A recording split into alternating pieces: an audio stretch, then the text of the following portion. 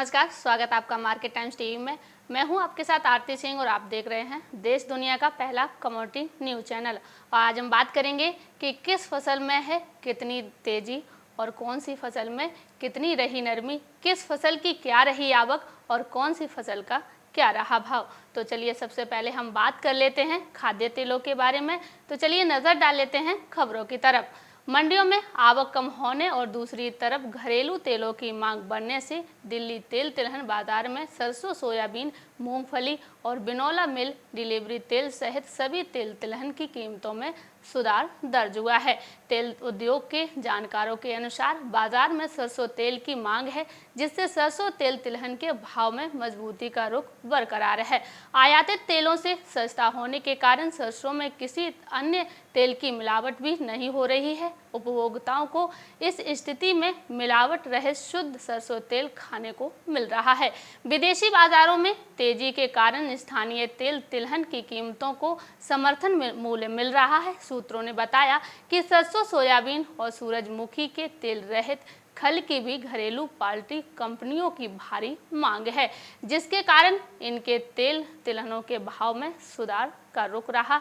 निर्यात मांग और स्थानीय मांग की वजह से मूंगफली तेल तिलहनों की कीमतों में भी पर्याप्त लाभ दर्ज हुआ है। सूत्रों ने कहा कि सरकार को खाद्य तेल बाजार पर पैनी नजर रखने के साथ किसानों को समर्थन देना जारी रखना होगा।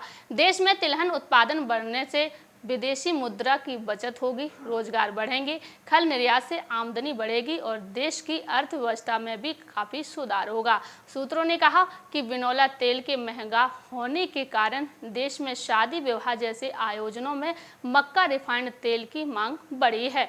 ये तो हमने बात की थी खाद्य तेलों की। जैसा कि हमने आपको बताया कि मंडियों में आवक कम होने और दूसरी तरफ घरेलू तेलों की मांग बढ़ने से दिल्ली तेल तिलहन बाजार में सरसों, सोयाबीन, मूंगफली और बिनौला मिल डिलीवरी तेल रहित सभी तेल तिलहनों की कीमतों में सुधार दर्ज हुआ है। आपको बता दें कि तेल उद्योग के जानकारों के अनुसार बाजार में सरसों तेल की मांग है, जिससे सरसों तेल तिलहन के भाव में मजबूती का रुख बरकरार है। आयातित तेलों से सस्ता होने के कारण सरसों में किसी अन्य तेल की मिलावट भी नहीं हो रही है।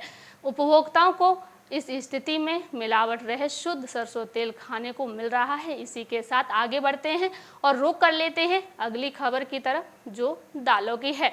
अब नजर डाल लेते हैं खबरों की तरफ। कोरोना महामारी के देश में होते भयानक स्वरूप का असर खाद्यान्न पर भी पड़ने लगा है। कई राज्यों में लॉकडाउन से खाद्य सामग्री की आवक करीब 2/3 घट गई है। सरसों के तेल की आपूर्ति कंपनियों ने सोमवार से ही बंद कर दी है। हालात पिछले साल लॉकडाउन के दौरान की तरह होने से भी इनकार नहीं किया जा सकता है। अरहर, चना, मटर, मूंग, उड़द की दाल के अलावा खड़ा चना, मटर, उड़द और मूंग आदि खाद्य सामग्री मध्य प्रदेश के जबलपुर, कटनी, छत्तीसगढ़ के रायपुर और महाराष्ट्र के नागपुर से मुट्ठीगंज एवं गाजीगंज मंडियों में आती है। सरसों का तेल आगरा और राजस्थान से आता है। थोक कारोबारियों का कहना है कि महाराष्ट्र, मध्य प्रदेश और छत्तीसगढ़ में लॉकडाउन होने से इन खाद्य सामग्री की आवक लगभग 65 से 70% तक घट गई है। सामान्य दिनों में अरहर की दाल मंडी में 10 से 12 ट्रक आती थी, लेकिन इधर संख्या घटकर 4-5 तक सीमित हो गई है। इसी अनुपात में अन्य सामग्री की आवक भी हो रही है। कंपनियों द्वारा सरसों के तेल की आपूर्ति ठप किए जाने से यहाँ संभावना जताई जाने लगी है कि कंपनियां स्टॉक को ठप करने लगी हैं। शायद उन्हें लॉकडाउन होने का भय होने लगा है, जिससे वह कीमतें बढ़ाकर तेल बेचेंगे। इलाहाबाद गल्ला तिलहन व्यापार मंडल के अध्यक्ष का कहना है कि कंपनियों की तरफ से कहा जा रहा है कि अभी माल तैयार नहीं है, माल तैयार होने पर भेजा जाएगा। दलहन की आवक करीब 2/3 घट गई है। ये तो हमने बात की थी दालों की। जैसा कि हमने आपको बताया कि राज्यों में लॉकडाउन से खाद्य सामग्री की आवक करीब 2/3 घट गई है। सरसों तेल की आपूर्ति कंपनियों ने सोमवार से ही बंद कर दी है। हालात पिछले साल लॉकडाउन के दौरान की तरह होने से भी इनकार नहीं किया जा सकता है। अरहर, चना, मटर, मूंग, उड़द की दाल के अलावा खड़ा चना, मटर, उड़द, मूंग आदि खाद्य सामग्री मध्य प्रदेश के जबलपुर, कटनी, छत्तीसगढ़ के रायपुर और महाराष्ट्र के नागपुर से मुट्ठीगंज एवं गाजीगंज मंडियों में आती है। सरसों का तेल आगरा और राजस्थान से आता है। आपको बता दें कि थोक कारोबारियों का कहना है कि महाराष्ट्र, मध्य प्रदेश और छत्तीसगढ़ में लॉकडाउन होने से इन खाद्य सामग्री की आवक लगभग 65 से 70% तक घट गई है। इसी के साथ आगे बढ़ते हैं और रुख कर लेते हैं अगली खबर की तरफ, जो तिलहन और दलहन की है। अब नजर डाल लेते हैं खबरों की तरफ।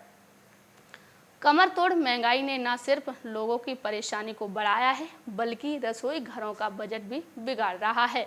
एक तो कोरोना का संकट काल, दूसरा खाद्य पदार्थों की कीमतों में हुई बढ़ोतरी ने लोगों को परेशान कर दिया है।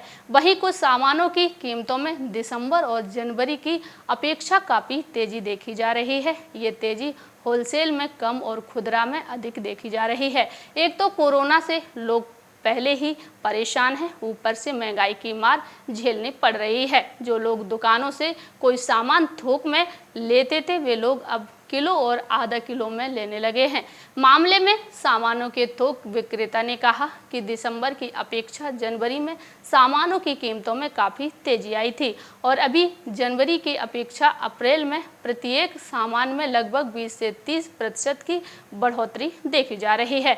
इससे हम लोगों को भी सामान बेचने में परेशानी होती है। खुदरा और थोक सामानों के भाव में लगभग 20 से 25 रुपए की बढ़ोतरी देखी जा रही है। इस महीने लगभग 20 से 30% की बढ़ोतरी देखी जा रही है। उन्होंने महंगाई की मुख्य वजह कोरोना और जमाखोरी बताया है। दिसंबर और जनवरी की अपेक्षा अप्रैल में फैक्ट सामानों की कीमतों में 20 से 30% तक की वृद्धि हुई है। महंगाई पर रोक लगनी चाहिए, इससे मिडिल क्लास के लोग ज़्यादा प्रभावित हो रहे हैं।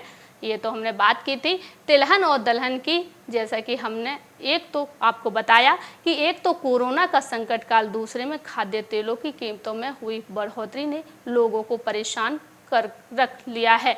वहीं कुछ सामानों की कीमतों में दिसंबर और जनवरी की अपेक्षा काफ़ी तेजी देखी जा रही है।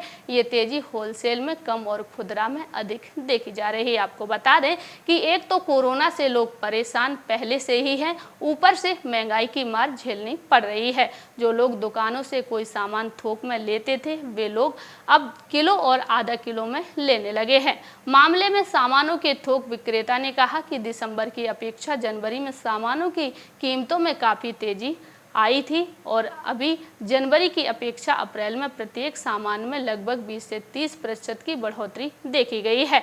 इसी के साथ आगे बढ़ते हैं और रुख कर लेते हैं अगली खबर की तरफ, जो मक्का की है। अब नज़र डाल लेते हैं खबरों की तरफ। देश में कोरोना महामारी के बढ़ते प्रकोप के कारण मक्का की खेती करने वाले प्रखंड के किसानों की चिंता बढ़ गई है। किसानों को लगने लगा है कि कहीं पिछले साल की तरह इस साल भी फसल तैयार होने पर कोरोना के कारण व्यापारी उनकी तैयार फसल को खरीदने नहीं आएंगे। पिछले वर्ष की तरह ही कम कीमत पर उन लोगों को अपनी फसल बेचनी पड़ेगी। किसानों का कहना है कि पिछली बार मक्के की खेती करने वाले किसानों को काफ़ी नुकसान हुआ था।